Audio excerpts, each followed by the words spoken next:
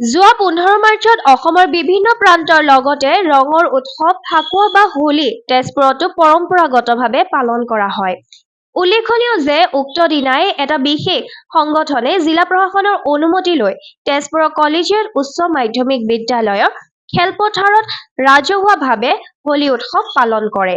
লগতে উক্ত দিনা এচাম উদন্ত যুৱক-যুৱতীয়ে শেষৰ ফালে এক উচ্চ প্ৰাবল্যৰ মাইক ব্যৱহাৰ কৰি অশ্লীল নৃত্য-গীত পৰিৱেশন কৰাত পৰিস্থিতি কিছু অস্বাভাৱিক হৈ পৰে।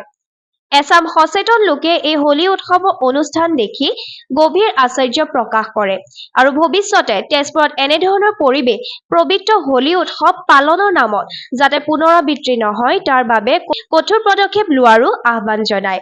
এই আহ্বানৰ প্ৰতি সঁহাৰি জনাই আজি তেজপুৰ সাহিত্য সভা আৰু বাণ থিয়েটাৰৰ উদ্যোগত হোলীৰ নামত এনে অসামাজিক আৰু অসাংস্কৃতিক কাৰ্যকলাপৰ বিৰুদ্ধে এক প্ৰতিবাদী নাগৰিক সভা তেজপুৰ সাহিত্য সভা ভৱনত অনুষ্ঠিত হয়। তেজপুৰৰ বিশিষ্ট শিক্ষাবিদ মহেন্দ্ৰ কেওটৰ সভাপতিত্বত অনুষ্ঠিত এই প্ৰতিবাদী সভাত প্ৰাক্তন অধ্যাপক পুনেশ্বৰ নাথ, সমাজসেৱী পুলিন ভট্ট, ডক্টৰ অনুজ বেজ আৰু অসমীয়া ক্লাবৰ সভানেত্ৰী অৰুণা দেৱী, এমট্ৰনৰ উপাধ্যক্ষ ঋতুবৰণ শৰ্মা, জ্যেষ্ঠ সাংবাদিক মনোজ বৰাও উপস্থিত থাকি হোলীৰ লগতে তেজপুৰত বিউটি পাৰ্লাৰৰ নামত চলি থকা দেহ ব্যৱসায় আদিকে ধৰি আন অসামাজিক কাৰ্যকলাপো সচেতন মহলে আগবাঢ়ি আহি বন্ধ কৰাৰ দাবী জনায়। এই স্থল চাতুৰীৰ মাজত আমি মানুহবিলাক এইবিলাকত ব্যস্ত হৈ পৰি আমি কথাবিলাক পাহৰি গৈছোঁ। সেইকাৰণে আমাৰ বুকুৰ ওপৰত উঠি এনে অপসংস্কৃতিয়ে নৃত্য কৰিছে, কথাটো সেইটোৱেই আৰু বেলেগ কথা একো নাই। গতিকে এই অন্তৰত থকা ৰাৱণ বিচাৰি উলিয়াবলৈ চেষ্টা কৰক আজিৰ সভাই আৰু সকলোৱে চিন্তা কৰক কোনে আনিছে এইবিলাক বস্তু, কাৰ আমদানি। আগতেতো এইবিলাক আমদানি হোৱা নাছিল, এতিয়া কিয় আমদানি হৈছে, কি কাৰণে আমদানি হৈছে?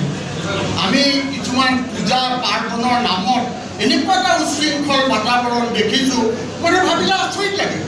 আমি এই ছোৱালীজনীয়ে কৈ গৈছে আমি দুৰ্গা দেৱীৰ চৰণত মূৰ দোৱাবলৈ যাওঁ আৰু দুৰ্গা দেৱীক যিদিনা আমি বিদায় দিওঁ সেইদিনা ৰাস্তালৈ ওলাব নোৱাৰোঁ। এই যিটো উন্মাদনা, এই উন্মাদনাটো কি কি কথাৰ কাৰণে আহিছে, কিয় মানুহ সেনেকৈ উন্মাদ হৈ পৰিছে সেইটো আপোনালোকে বিচাৰ কৰক। সময় হাতলৈ ওলাই আহিছিলোঁ, কিন্তু মই পৌৰ কাৰ্যালয় পাইছিলোঁ 5:30 বজাত মোৰ কাৰণে ৰৈ আছে, মানুহবোৰ ৰৈ আছে। কিমান সময় অপচয় হৈছে আৰু অকল মোৰেই নহয় আৰু বহুত। গতিকে সময়ৰ অপচয়, অৰ্থৰ অপচয়, মোৰ গাড়ীখনৰ পেট্ৰল ফুৰিছে, অকল মোৰেই নহয়, বহুত মানুহৰ এনেকুৱা ধৰণৰ ক্ষয় হৈছে। মোৰ সভাৰ শেষত এই বিষয়সমূহ জিলা প্ৰশাসনৰ দৃষ্টিগোচৰ কৰাৰ বাবেও ৰাজহুৱা সভাই সংশ্লিষ্ট কৰ্তৃপক্ষক এক স্মাৰক পত্ৰ প্ৰদানৰ সিদ্ধান্ত গ্ৰহণ কৰে। সামাজিক সংগঠনৰ লগত জড়িত থকা সংগঠন, সামাজিক সচেতনতাৰ আমাৰ নতুন প্ৰজন্মৰ এটা জীৱন ধাৰণৰ পদ্ধতিৰ লগত, ছাত্ৰ জীৱনৰ লগত, আমাৰ সমাজখনৰ লগত জড়িত হৈ আছে।